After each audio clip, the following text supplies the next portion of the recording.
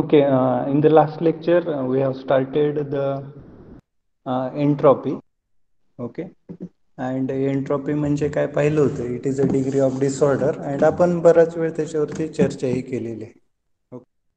आणि second law of thermodynamics and Carnot theorem ह्या दोघांचा यूज करून आपण एंट्रॉपीची डेफिनेशन पर्यंत पोहोचलेलो होतो की एंट्रॉपी हे आपण डी एस किंवा change in entropy, small change in entropy D S दाखवतो, which is equal to D Q by T. आणि मी सांगितले की डिफरन्शिएशन म्हणजे स्मॉल चेंज असते, आणि ती जर लार्ज हवी असेल तर त्याला आपल्याला एखाद्या प्रोसेस 1 to 2 मधली चेंज इन एंट्रॉपी काढायची असेल. फॉर एक्झाम्पल, आपण एक कार्नोट सायकल किंवा हीट ट्रान्सफर प्रोसेस घेतली होती. Let us take 1 to 2 is the heat transfer process on T S plane. तर ह्या हीट ट्रान्सफर प्रोसेसमध्ये हा जो एरिया आहे तो एरिया म्हणजे this area is nothing but heat transfer. This value is S2 and S1. ह्या व्हॅल्यूज S2 आणि S1 आहेत. ठीक आहे.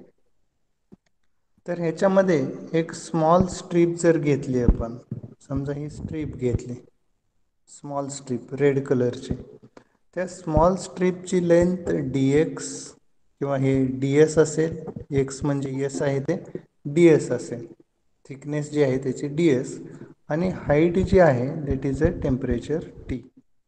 ओके, मग ह्या स्ट्रीपचा जर एरिया काढला तर ते येईल height into ds, height into ds that is a TDS. But from this equations TDS is equal to DQ असं तयार होतं. म्हणजे हे TDS काय असणार आहे, DQ आहे. हे DQ म्हणजे काय, ह्या स्मॉल एरियामधून होणारी heat transfer that is a DQ, किंवा त्या प्रोसेसमधून होणारी heat transfer that is a DQ.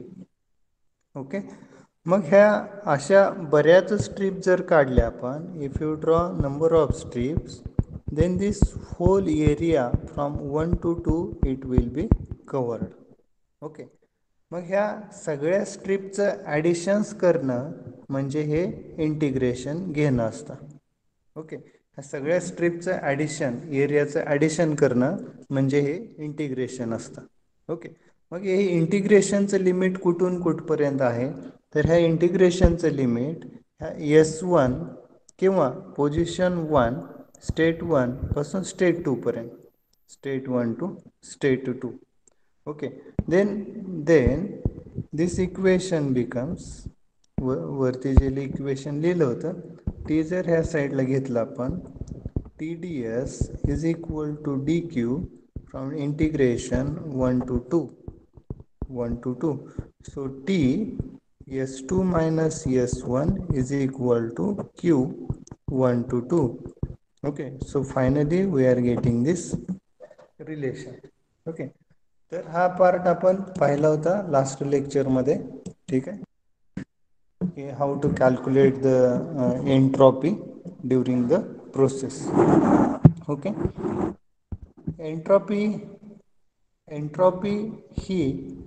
Entropy जी आहे ती फक्त हीट ट्रान्सफर ज्या ज्या प्रोसेसमध्ये आहे त्या प्रोसेसमध्ये आपल्याला कॅल्क्युलेट करता येते. मग तुम्हाला MCQला विचारला जाईल की वर्क ट्रान्सफर होत असताना whether there is a entropy generation or entropy transfer. ज्यावेळेस वर्क डन होतं त्यावेळेस एंट्रॉपी ट्रान्सफर, एंट्रॉपी जनरेट नाही होत, असं थोडं आपण कन्क्लूड करू शकतो. पण ज्या ठिकाणी हीट ट्रान्सफर आहे त्या ठिकाणी 100% entropy change you will observe. Okay, entropy change you will observe. Okay, इथपर्यंत आपण शिकलो होतो. त्याच्यानंतर अजून एक सांगितलं होतं की entropy is nothing but degree of disorder. Entropy is nothing but degree of disorder, and as degree of disorder increases, entropy increases. So its example in we are going to see in upcoming slides. Okay. Apart from this अजून आपल्याला असंही सांगितलं होतं की cooling होत असेल, during cooling change in entropy of a system, change in entropy of the system is negative. During heating change in entropy of the system. Okay, आपण एक टेबल काढूया इथे म्हणजे लक्षात येईल. समजा हीटिंग आहे, you can remember this heating. इथे आहे change in entropy of system, change in entropy of surrounding, change in entropy of universe. Okay, असा टेबल आहे.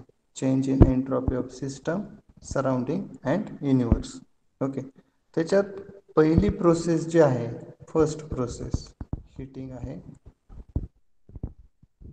सेकंड आहे कूलिंग आहे. Second process is cooling. ठीक आहे. Okay, second process is cooling. So this is the table like this. ठीक आहे.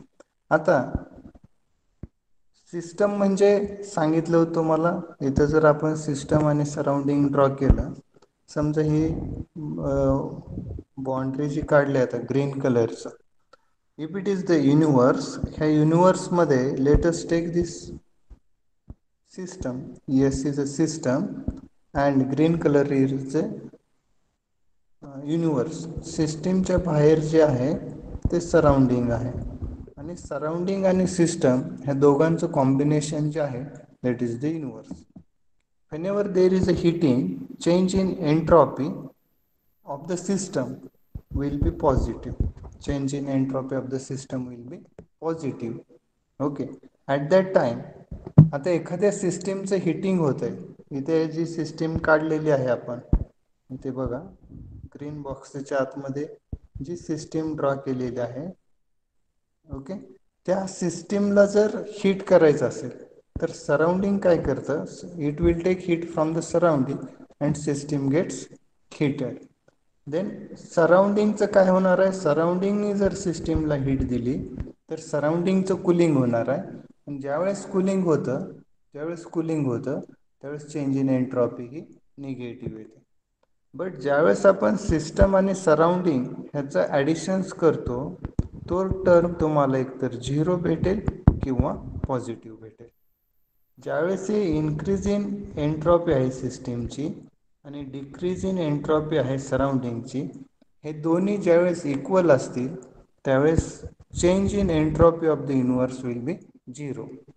Okay, आणि हे इक्वल कधी असतील, when this is equal, it will be equal when the process is reversible. Change in entropy of the system and change in entropy of the surrounding हे equal कधी असतील, process जर रिव्हर्सिबल असेल तर.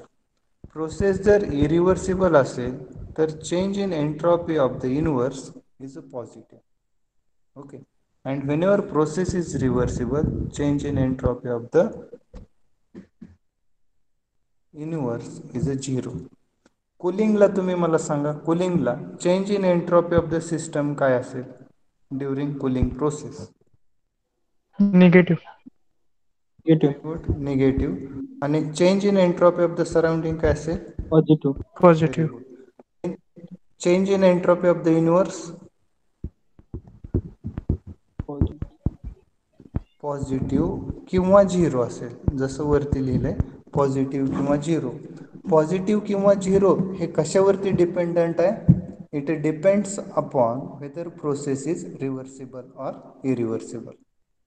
Okay, so remember this table. This table is very important from MCQ point of view. You can take the screenshot also. Okay, a 0 stands for reversible process, positive for the irreversible process. Okay, now I will erase this part and I will put here one question. Sir जर का आपण heating किंवा cooling देत नाही तर ऍटमॉस्फिअरला सराउंडिंगला constant राहील ना. No heating and no cooling process ना, नो हां चेंज सर. In entropy. बरोबर आहे. Yes sir. हां sir. Correct. Now question I will write here one question. ज्या लोकांनी लक्ष दिले त्यांना सांगता येईल. Change in entropy of universe during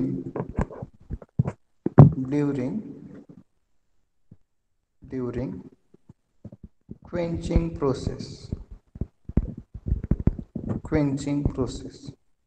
quenching process म्हणजे हीट ट्रीटमेंट प्रोसेस आहे, ज्याच्यामध्ये कास्टिंग जे असतं that will be quenched into water और oil.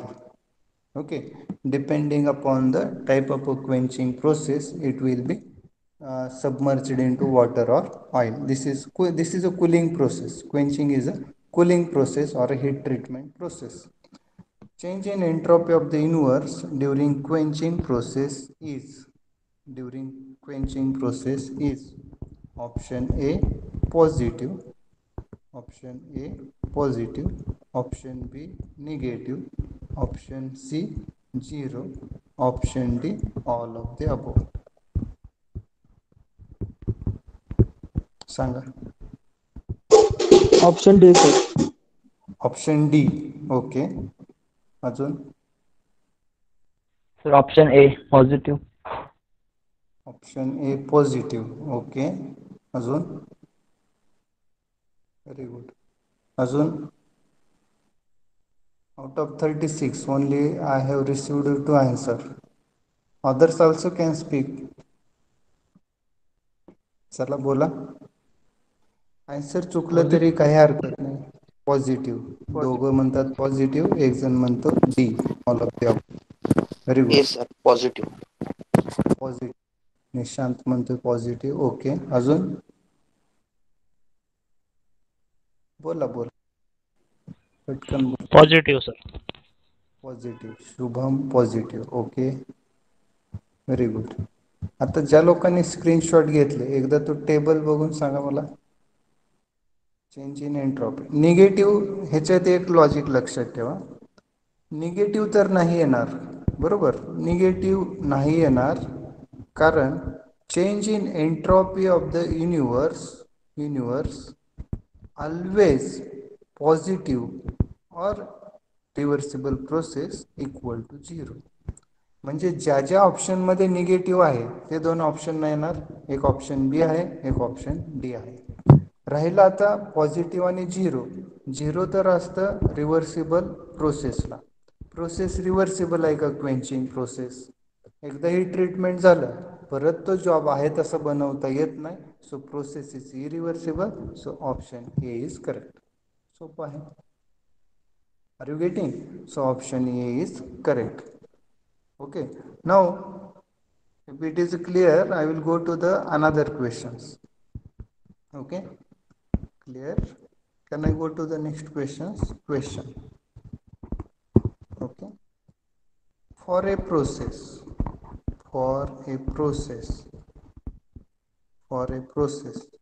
change in entropy is option A positive, option B negative, option C 0 and option D all of the above. सांगा. For a process change in entropy is positive, negative, 0 all of the above. MCQ का घेतोय आपण तर MCQ तुम्हाला हे एक्झामला विचारले जातील कारण MCQ बेस्डच परीक्षा असणार आहे आपली. Okay, so because of that I have taking here MCQ. For a process, those who have taken the screenshot from that you can tell me. पण त्याच्यामध्ये ओके आहे आन्सर. सांगा. फॉर ए प्रोसेस, मग ती प्रोसेस हिटिंग असेल, cooling असेल किंवा isothermal असेल. ही प्रोसेस काहीही असू शकते. ही process here they have not mentioned heating आहे, कूलिंग आहे असं मेन्शन केलेलं नाही, किंवा आयसोथर्मल आहे. Isothermal means no change in temperature. Isothermal ह्या प्रोसेसबद्दल डिटेलमध्ये मेन्शन केलं नाही, whether it is a heating, cooling or isothermal.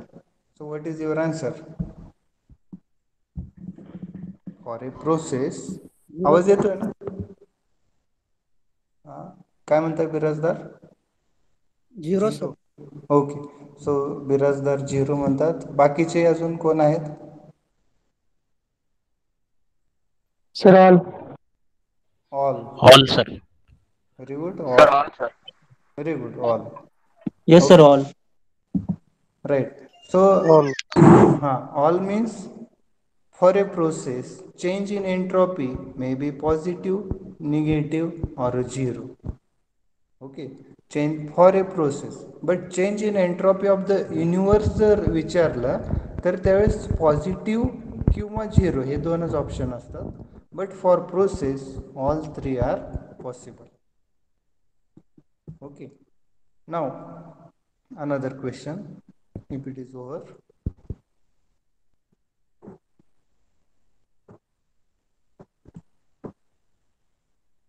Question simple आहे बरं का. Isentropic process, isentropic process on TS plane, temperature versus entropy plane is option A horizontal line आडवी रेघ, option B vertical line, option C inclined line, and option D none of the above. None.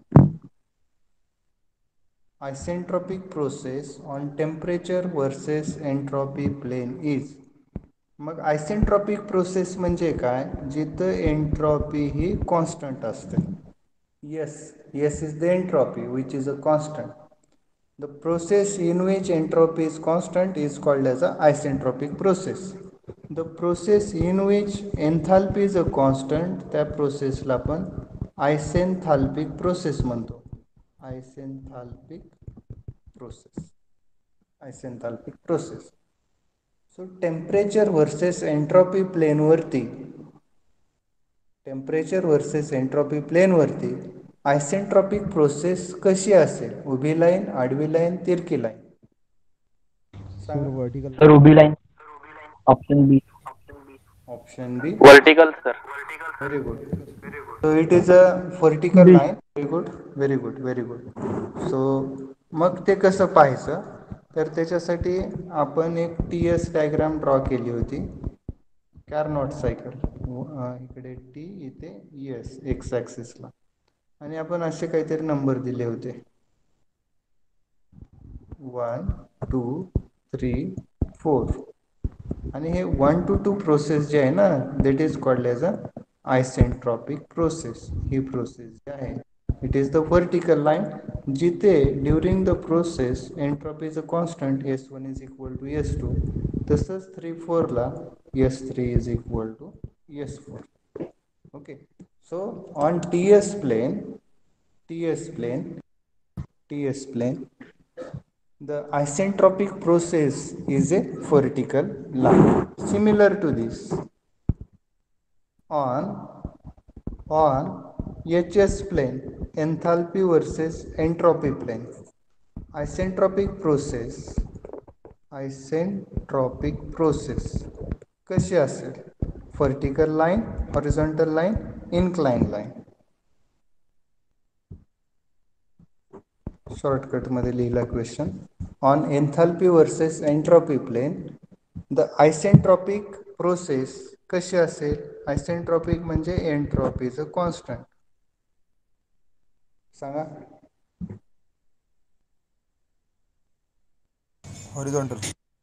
Horizontal. Okay, any other? Vertical, sir. Vertical. तर वर्टिकलच sir. Vertical. Very good. Very good. Very good. So it is a vertical line. कारण x ऍक्सिसला परत entropies आहे. Okay, मगाशी T S plain होता, आता H S आहे. टीच्या ऐवजी एन्थाल्पी घेतली. सो एक्स ऍक्सिसचा प्रॉपर्टी आपण बदललेली नव्हती. So x, okay, Y axis, इकडे वाय ऍक्सिस असणार आहे, इकडे x axis.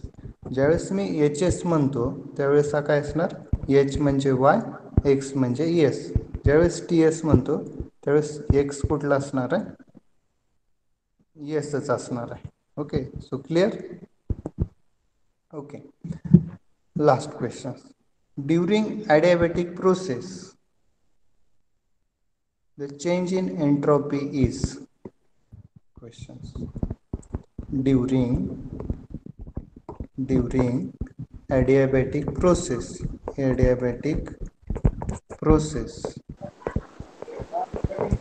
change in entropy is, okay, change in entropy is option A positive, option B negative, option C 0, option D all.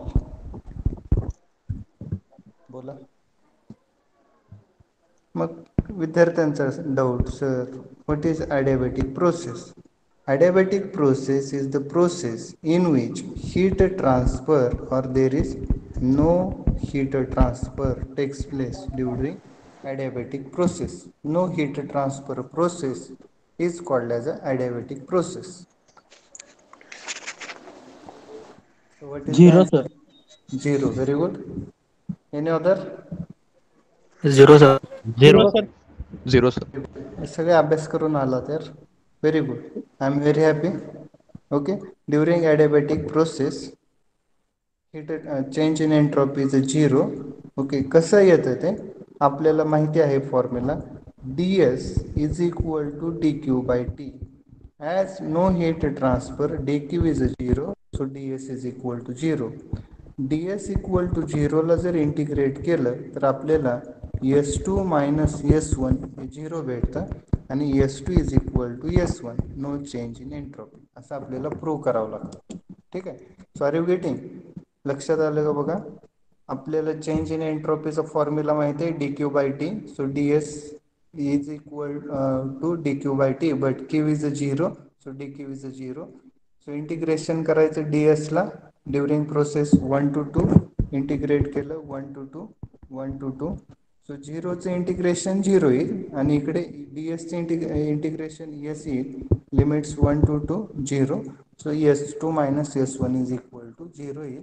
Then S one equal to S two, no change in entropy. इथपर्यंत clear आहे?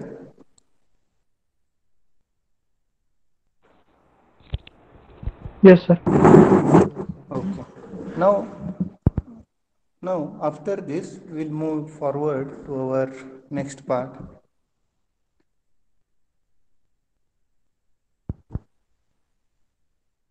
Okay.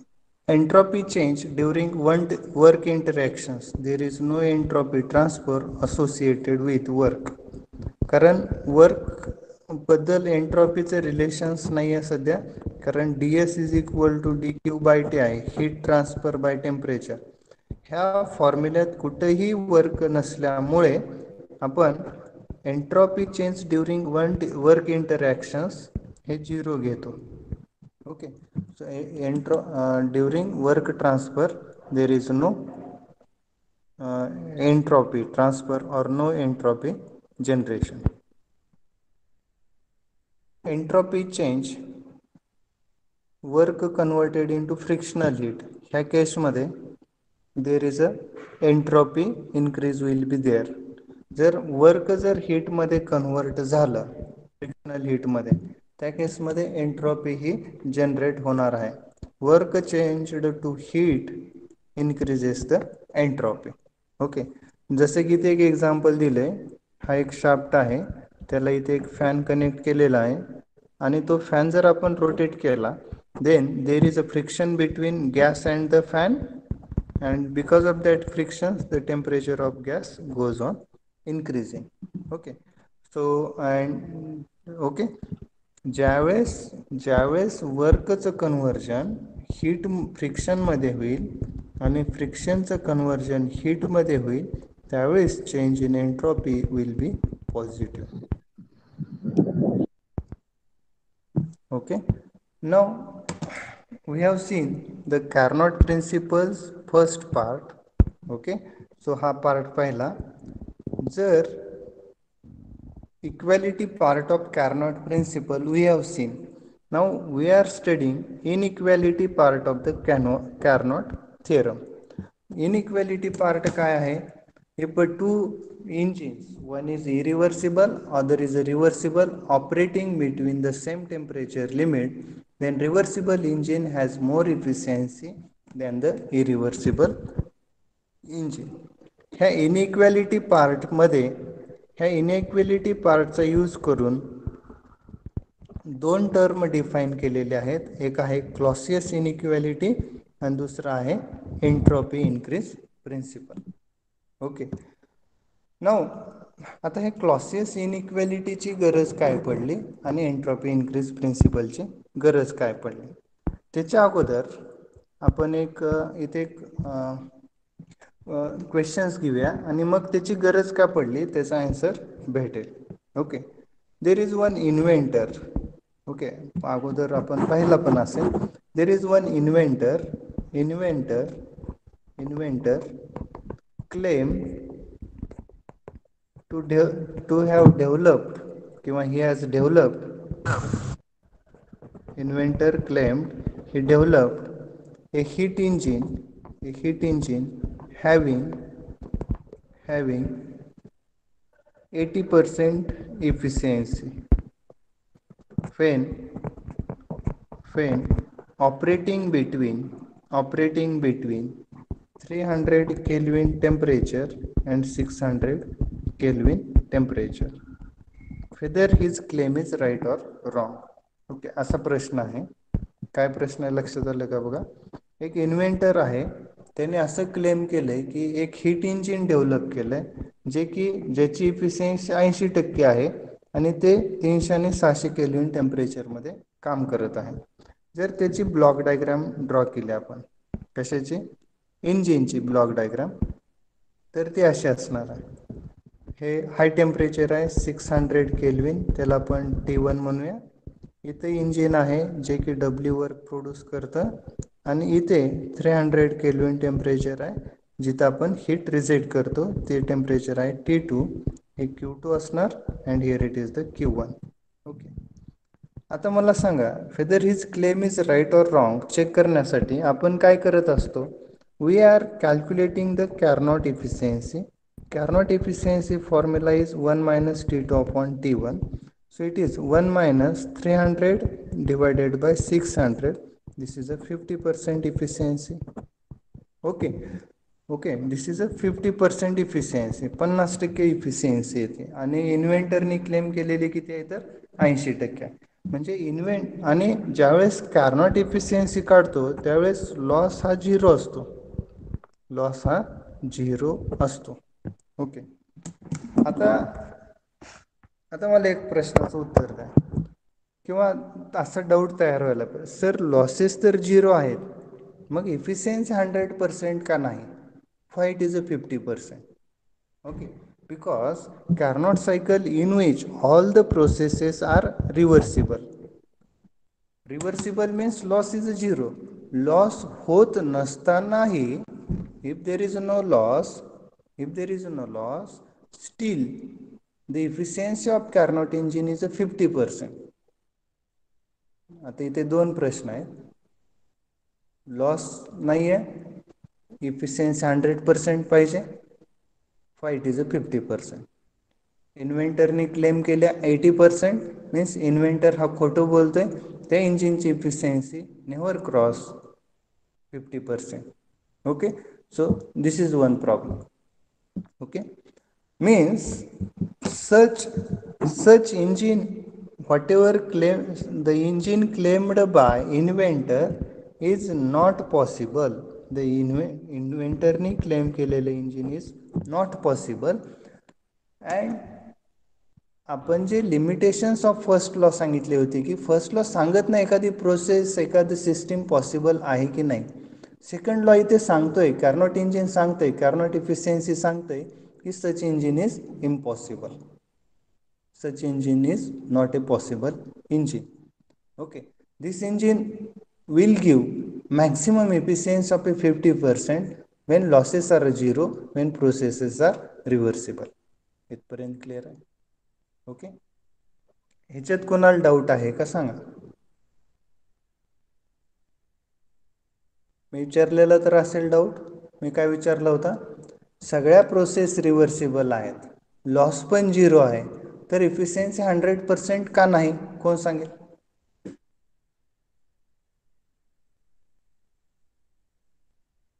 बोला कोणतरी. Prashant, you take the screenshot of attendance and send it to me. Yes sir. Sir टेम्परेचरमुळं का? टेम्परेचरमुळे म्हणता येत नाही, पण तुम्ही आहे थोडं क्लोज. अजून एक टर्म आहे त्याच्यामुळे.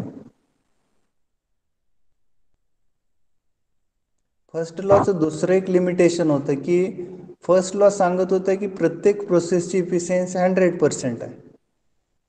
ते लिमिटेशन सेकंड लॉने ओव्हरकम केलेले. Okay, so how it is overcome, that is the answer of this question. बोला आता.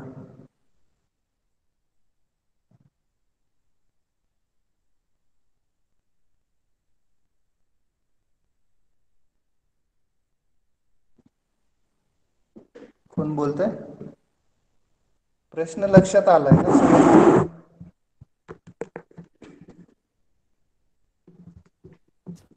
हो सर. ओके, सर वर्क देतात त्यामुळं. वर्क देतात त्यामुळे. ओके, नाही इथे बघा नीट लक्ष द्या. इथे कारण काय असणार आहे. Here reason is like this. We have classified, हे इरेज करतोय मी.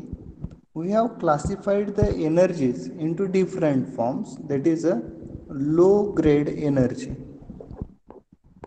low grade, and दुसरी असती high grade energy, high grade and low grade energy. High grade energy मध्ये मेकॅनिकल एनर्जी आहे, इलेक्ट्रिकल एनर्जी आहे. ओके, आणि वर्क किंवा mechanical energy, electrical energy, these we call it as a high grade energy. High grade energy म्हणजे काय, जिथं energy conversion करत असताना one form to another form, it is a maximum conversion, near about 100% conversion is possible. In this case, near about, not 100%, 98%, 99%, that much energy conversion is possible in the high grade energy. Whenever we talk about the low grade energy, okay, when we convert low grade energy into high grade energy, then the it has limitations of conversion. इथे येतात limitations. When we convert low grade energy to high grade energy, there is a limitations on conversion. For example, low grade energy he heat आहे.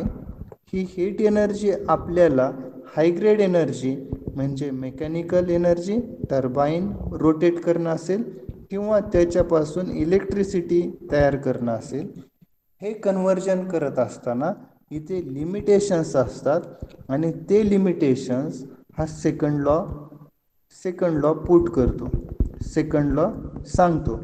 ते limitation second लॉचे म्हणजेच efficiency of Carnot cycle. Okay, इथं कारण काय आहे, low grade एनर्जीचं हाय grade एनर्जीमध्ये conversion करत असताना सगळ्यांचंच होत नसतं, 100% होत नसतं. Okay, we have to reject some amount of heat into the atmosphere. Okay, so that is called as a,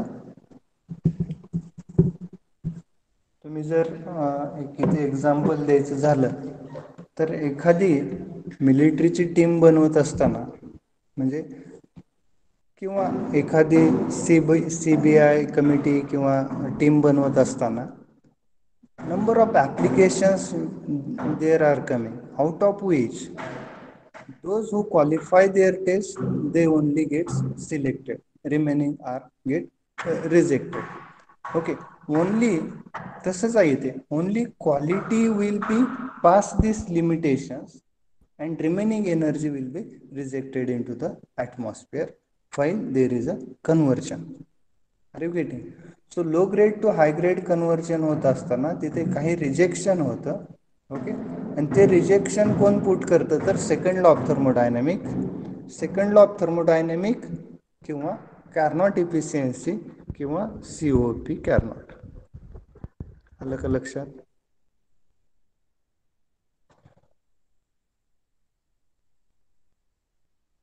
okay, लक्षात आलं सगळ्यांच्या?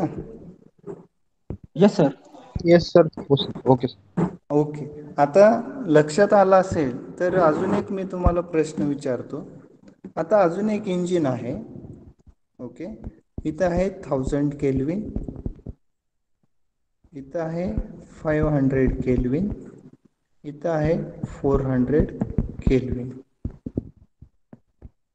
Okay, 400 kelvin. This is the engine which takes some amount of heat from 1000 Kelvin reservoir, some amount of heat from 500 Kelvin reservoir, rejects some amount of heat to the third reservoir, okay, and does some work W. Okay, now question is how to calculate the efficiency of this engine. समजा ह्याने इथून 800 kilo joule heat घेतली, इथून एक 600 kilo joule heat घेतली, kilo joule, आणि समजा इथे 700 किलो जूल हीट रिजेक्ट केली. whether such device is possible or not, how to check? and समजा याने किती वर्क करेल, 8 आणि 7 14, म्हणजे 700 किलो जूल वर्क बनवेल. Okay, remaining amount of heat is rejected into the this 700 1400 800 and 600. It is a incoming energy and leaving energy, it is balanced. Now whether such device is possible, whether it is possible, how to check? मगाचं example बघितलं Carnot इंजिनचं, कार्नॉट efficiency काढली आपण, 50% आली. इन्व्हेंटरने claim केलेली किती आली? 80%. ती 80% होती, कार्नॉट 50, म्हणजे सच इंजिन नॉट पॉसिबल असं सांगू शकत होतं. आता इथे कार्नॉट इफिशियन्सी काढणार कसं? कार्नॉट इफिशियन्सी समजा ह्या केसमध्ये काहीतरी आली, कसं काढणार पहिला तो प्रश्न आहे. आणि दुसरा सांगा मला, इथे T1 T2 आणि T3 तीन टेम्परेचर आहेत. इफिशियन्सीचा फॉर्म्युला तर दोनच टेम्परेचर आहे, efficiency is 1 - T2 bye T1. आता इथे T1 T2 कुठले घ्यायचे, 1000 आणि 500 का 1000 आणि 400 का 500 आणि 400? So which temperature we have to take? Now Carnot efficiency formula, you can use it when there are two thermal reservoirs. If a thermal reservoirs are more than 2, you cannot use this Carnot formula. आलं का लक्षात? मला इथे सांगायचा जो point होता तो आलेला. You cannot use the Carnot formula when number of thermal reservoirs are more than 2, and in this case it is these are the 3 thermal reservoirs. Okay, are you getting the point? Yes sir. Yes sir. मग अशा problem मध्ये आपल्याला काय करावं लागेल सांगा बर? ज्या ठिकाणी नंबर थर्मल रिझर्वायर 3 किंवा 3 पेक्षा जास्त आहेत तिथे कॅरनॉट आपण यूज करत नाही. Efficiency formula check whether such device is possible or not. So in such cases we have another method to check whether such devices are possible or not. and that answer we will get from the Clausius inequality. Okay, ह्या प्रश्नाचं उत्तर हे आपल्याला Clausius inequality जी आहे, जे तुम्ही डिप्लोमाला शिकला असाल क्लॉसियस इनइक्वॅलिटी, ते झाल्यानंतर लक्षात येईल की what is the importance of Clausius inequality. Okay, so now remember this questions. After Clausius inequality you can give me the answers. Okay, so clear? ह्या प्रश्नाचं उत्तर क्लॉसियस इनइक्वॅलिटी झाल्यानंतर तुम्हाला भेटेल. ओके, ह्या प्रश्नाचं उत्तर काय आहे की नंबर ऑफ थर्मल रिझर्वायर 3 किंवा 3 पेक्षा जास्त असतील आणि ते डिव्हाइस पॉसिबल आहे की नाही हे चेक करायचं असेल तर आपल्याला क्लॉसियस इनइक्वॅलिटी यूज करावी लागेल. मग क्लॉसियस इनइक्वॅलिटी काय आहे हे समजण्यासाठी आत्ताचे हे 2 एक्झाम्पल आपण घेतले होते. ठीक आहे. ओके, आता ही क्लॉसियस इनइक्वॅलिटी जी आहे ती येते इनइक्वॅलिटी पार्ट ऑफ कॅर्नॉट थेरमवर. Inequality part of Carnot theorem. Carnot theorem 2 भागात डिवाइड केलेले आहेत. एक आहे 2 इंजिनची इफिशियन्सी सेम असेल आणि वेगळी असेल त्यावेळेस. आता वेगळी असताना आपण बघतोय क्लॉसियस इनइक्वॅलिटी आणि entropy increase principle. So what is the Clausius inequality? We are discussing this. Consider a very small irreversible engine. Engine कुठला आहे? It is a irreversible engine. Very small irreversible engine. Absorbing dq1 amount of heat from a reservoir at T1 and rejecting dq2 amount of heat to a reservoir at T2. Okay. Okay, I will draw here this diagram. This is a reservoir T1 from which dq1 amount of heat is taken by this engine E and produced dw amount of work by rejecting dq2 amount of heat to another thermal reservoir T2. Okay, this is the diagram.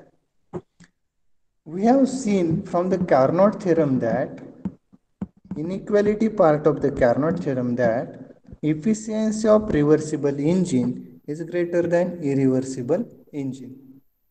Okay, now efficiency formula by the definition or from the first law we can write efficiency is equal to 1 minus q2 by q1. इथे q2 आहे dq2 आणि q1 आहे dq1.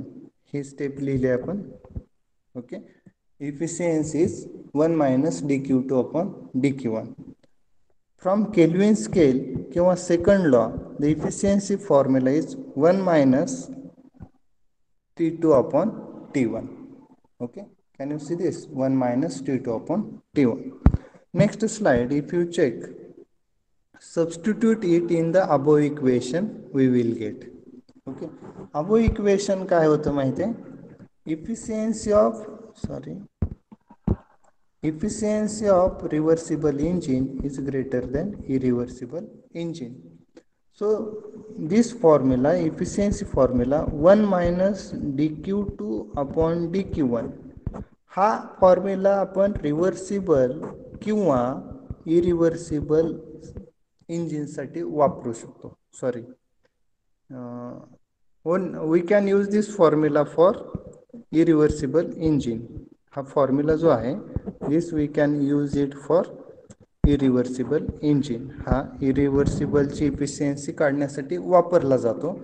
पण दुसरा जो formula आहे efficiency is equal to 1 minus T2 by T1, this can be only used for reversible engine. Okay, म्हणून ह्या रिव्हर्सिबल इंजिनचा हा formula 1 minus T2 by T1 आपण लेफ्ट हँड साईडला यूज केला आणि राईट हँड साईडला काय यूज केला? इरिव्हर्सिबल इंजिनची इफिशियन्सी काढायचा फॉर्म्युला. ओके, त्याच्यानंतरची स्टेप काय? आता इथे एक बरेच मुलं मिस्टेक करतात. Sir, can we cancel this 1 1? Can I cancel this minus minus? We cannot do these processes, cancelling processes, reason is here it is the inequality part. Okay, कारण जर आपण असं कॅन्सल केलं तर काय होईल? कॅन्सल करू शकतो का? असं एक लॉजिक आहे. तुम्ही मला सांगा, कॅन्सल करू शकतो का? 1 minus, can we cancel it? If you cancel it, what happens?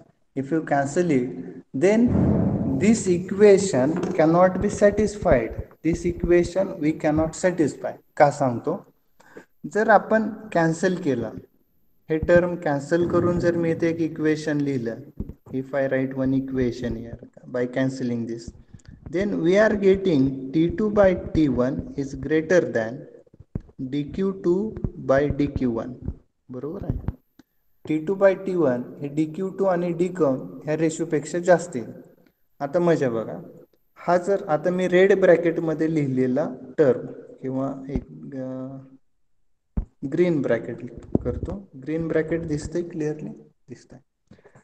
t2 by t1 आणि इकडे dq2 by dq1. जर t2 by t1 ह्या dq2 पेक्षा जर जास्त आला तर अजून एक ब्रॅकेट मी ड्रॉ करतोय रेड कलरचा. तो ब्रॅकेट जो आहे दोन्ही साईडला ड्रॉ करतोय रेड कलरचा ब्रॅकेट. सोपा. t2 by t1 हा dq2 by dq1 पेक्षा जर जास्त आला, फॉर एक्झाम्पल आपण इथे व्हॅल्यूज घेऊ. t2 by t1 हा आपण घेऊया 0.5 which is greater than dq2 by dq1 हे 0.1 घेऊया, म्हणजे सॅटिस्फाय होत आहे. बरोबर आहे? ओके, काय घेतोय बघा, t2 by t1 हे 0.5 घेतलं which is greater than dq by dq1 0.1. आता ह्या जर व्हॅल्यू इथे सबस्टिट्यूट केल्या आपण ह्या इक्वेशन मध्ये, बघा म्हणजे इथे substitute 1 minus 0.5 is greater than 1 minus 0.1. So 1 minus 0.5 is a 0.5. okay, which is greater than 1 minus 0.1 0.9. मग हे सॅटिस्फाय होतंय का ग्रेटर साइनचं? सॅटिस्फाय झालं का? 0.5 is greater than 0.9. this is not right ना, this is not correct. Okay, एक example घेऊन जर बघितलं आपण तर this is not satisfied, then what is correct? लक्षात येतंय का बघा विद्यार्थ्यांच्या? एकदम सोप्या भाषेत सांगितलंय. जर लक्षात नाही आलं तर विचारा मला, अजून एकदा आपण एक्सप्लेन करू. लक्षात येतंय का? म्हणजे we cannot cancel this term. मला सांगायचंय फायनली काय, we cannot cancel 1, we cannot cancel minus, and then we cannot go to the equations like that is t2 is greater than t1. Then what is the correct? To satisfy this equation, dq2 by dq1 must be greater than t2 by t1. इथपर्यंत clear आहे का बघा? dq2 by dq1 must be greater than t2 by t1 as t1 and t2 are the positive and non-zero. t1 and t2 are positive and non-zero. Okay, we'll go to the next. We can take this t2 and t1 to other sides. आता इथे equations कसं होतं माहिती आहे?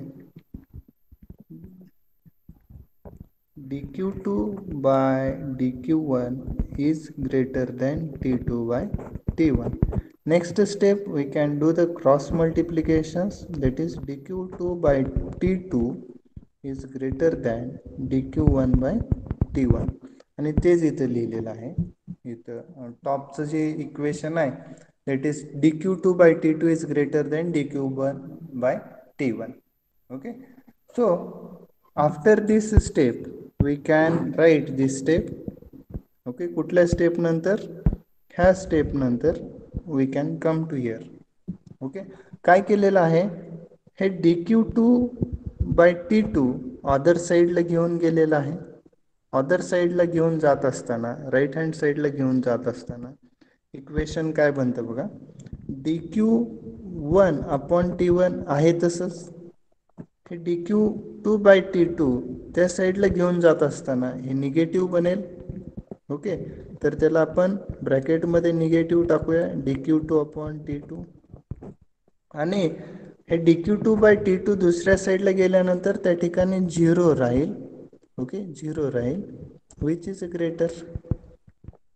Okay, so dq1 upon t1 plus ब्रॅकेटमध्ये minus dq2 upon t2 is less than 0. आता आपण ह्या डायग्राममध्ये जर पाहिलं अगोदरच्या ह्याच्यात हीट इंटरॅक्शन्स कुठले कुठले आहेत सांगा, which are the heat interactions. ह्या डायग्राम मध्ये जर बघितलं किती ठिकाणी हीट दिसते तुम्हाला,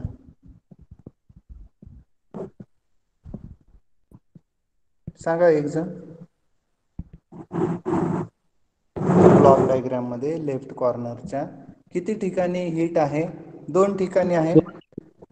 एक आहे dq1 DQ आणि दुसरे आहे dq. and DQ. dq1 is heat given to the system positive, dq2 is heat rejected by the system negative. ह्या दोघांचं समेशन दॅट इज अप्लाइंग, ह्याला डिवाइड करूया t2 आणि ह्याला डिवाइड करूया t1 आणि t2. ह्या दोघांचं जर समेशन घेतलं तर हे येणार आहे net heat transfer, net. Okay, total heat transfer म्हणजे ह्या दोघांचं ॲडिशन्स डिवायडेड बाय टेम्परेचर, जे काय respective temperature, this will be the net heat interactions. ज्यावेळेस नेट हीट इंटरॅक्शन्स असते त्यावेळेस त्याला आपण सायकलिक इंटिग्रलमध्ये लिहितो. ओके, ते इथं लिहिलेलं आहे. Okay, so that is written here. You can read.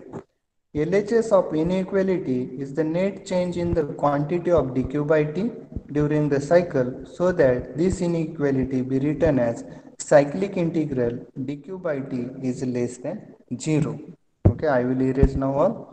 Cyclic integral dq by t is less than 0. This is, आता हे करत असताना आपण इंजिन कुठलं ॲज्युम केलं होतं सांगा सुरुवातीला? इंजिन कुठलं ॲज्युम केलंय बघा, इथे इथे दिसतंय का? इंजिन कुठलं ॲज्युम केलंय? Can you read it? Underlined equation. Irreversible. Irreversible, very good. Irreversible. So we have assumed irreversible engine means it is a real, it is a actual. So actual engine साठी आपल्याला dq by t cyclic integral dq by t is less than 0. आता हे आपण एका महत्वाच्या कन्सेप्टला पोहोचलोय. Irreversible, actual आणि रिअल इंजिनसाठी cyclic integral of heat transfer dq divided by t is less than 0, less less than 0. Okay, आणि आपण एंट्रॉपी तयार करत असताना त्यावेळेस रिव्हर्सिबल इंजिनसाठी एंट्रॉपीची डेफिनेशन जर आठवत असेल, dq बाय टी ही एक प्रॉपर्टी आहे. ह्या प्रॉपर्टीचं सायक्लिक इंटिग्रल काय आलं होतं?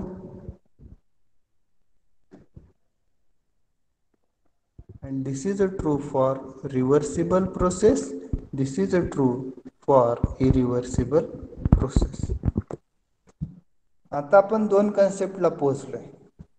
हे dq by T is less than 0 आपण डिराईव्ह केलंय इरिव्हर्सिबल प्रोसेससाठी, आणि एंट्रॉपीची डेफिनेशन तयार करत असताना आपण लास्ट इक्वेशन्स तयार केले, cyclic integral dq by T equal to 0 for reversible process. Okay, लक्षात येते का बघा? आणि मग समजा असं जर असेल, cyclic integral dq by t is greater than 0, this is a impossible, this is a impossible. Okay, it is not possible. Possible काय आहे तर हे 2च गोष्टी आहेत जे आपण लिहिलेले आहेत. एक जी आहे ही पहिली, दुसरी जी आहे एंट्रॉपी डेफिनेशन्स, अँड थर्ड जे आहे हे not possible, it is a impossible. Okay. So this is आता हे स्क्रीनवर जे दिसतं that is called as a Clausius inequality. What is its significance we will C.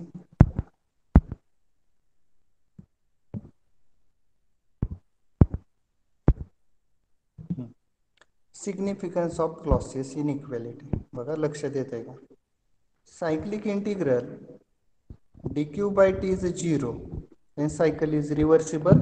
This is a definition of entropy. हे आपण पाहिलं. सायक्लिक इंटिग्रल दुसरं cyclic integral dq by t is less than 0. It is a true for irreversible process. Just now we have seen the derivation. And third, dq by t, cyclic integral dq by t greater than 0 is impossible and it violates the second law of thermodynamics, that is a Kelvin-Planck statement. You remember this. It violates the Kelvin-Planck statement, so it is impossible. And these three are called as a Clausius inequality. Okay. आता मगाचा जो problem होता की whether such device is possible or not. Okay. मग त्या केसमध्ये आता बघा पॉसिबल काय आहे याच्यामधलं.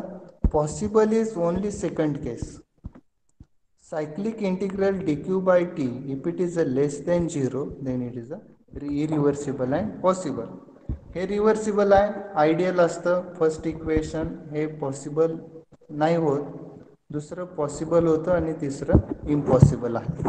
आता आपण परत आपल्या क्वेश्चन्सकडे आलो. मगाच्या काय होतं की इथं एक 1000 केल्विनचा सोर्स होता, नंतर 800 केल्विनचा होता, 800च ना, आणि नंतर आय थिंक 400 केल्विन. ठीक आहे. Okay. It takes some amount of heat and reject some another amount of heat. Sorry, इथे हे आपण व्हॅल्यू घेतल्या होत्या 1000 केल्विन, सॉरी 1000 किलो जूल. समजा हे 600 किलो जूल आणि हे दोघांचं addition 1600. Latest take this is 700 kilo joule. Heat is rejected. Work किती झालं बघा, 16 7. वर्क किती येते कॅल्क्युलेट करा आणि असं डिव्हाइस पॉसिबल आहे का चेक करा. वर्क किती येतं याच्यामध्ये 900 इज द वर्क. ठीक आहे. आता असं डिव्हाइस पॉसिबल आहे की नाही चेक करायचं एक टूल आता आपण शिकलेलो आहे. Cyclic integral dq by t किती येतं बघायचं. मग हे सायक्लिक इंटिग्रल ह्या केसमध्ये काय माहिती आहे, हे सायक्लिक इंटिग्रल आहे. ओके. सायक्लिक इंटिग्रल आहे. I will calculate q1 upon t1 plus q2 upon t2 plus q3 upon t3. हे किती येतं बघूया. q1 किती आहे 1000. Heat given to the system positive 1000 divided by 1000. हे q1 आहे, हे t1, हे t2, हे q2, हे t3 and this is q3. Heat given to the system positive 1000 by 1000. q2 किती आहे सांगा. q2 600 divided by 800. आता हे q3 जे आहे it is a heat rejected by the system. हे मायनस येणार 700 divided by 400. Now tell me these calculations. As I don't have calculator here, someone can do these calculations and tell me the answer.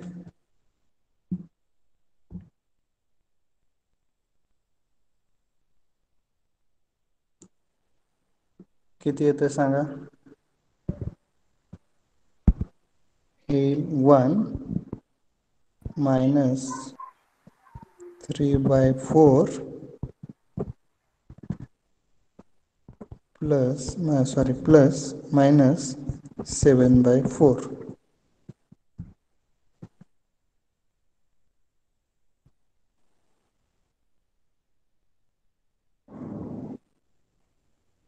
Seven by four minus 7/4 0 येतं का. हो sir, Yes, zero. sir. हो sir. हां. मग आता प्रश्न विचारला weather it is possible.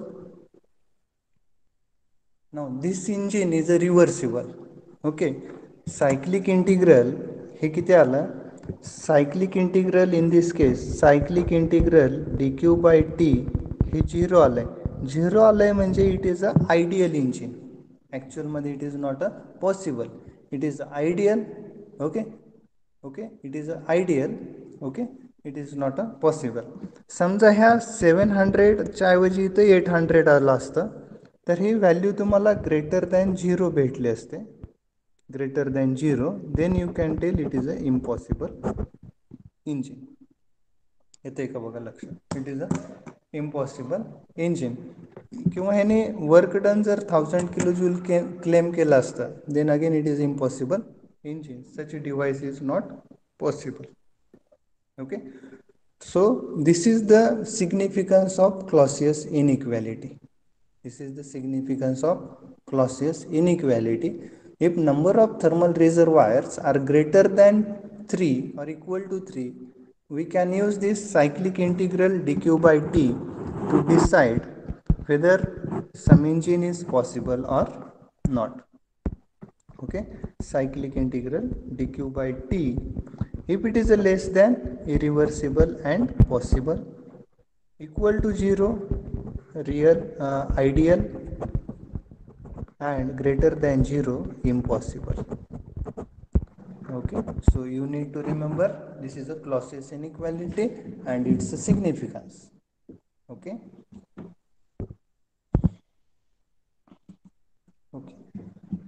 So काय डाऊट आहे याच्यामध्ये अजून?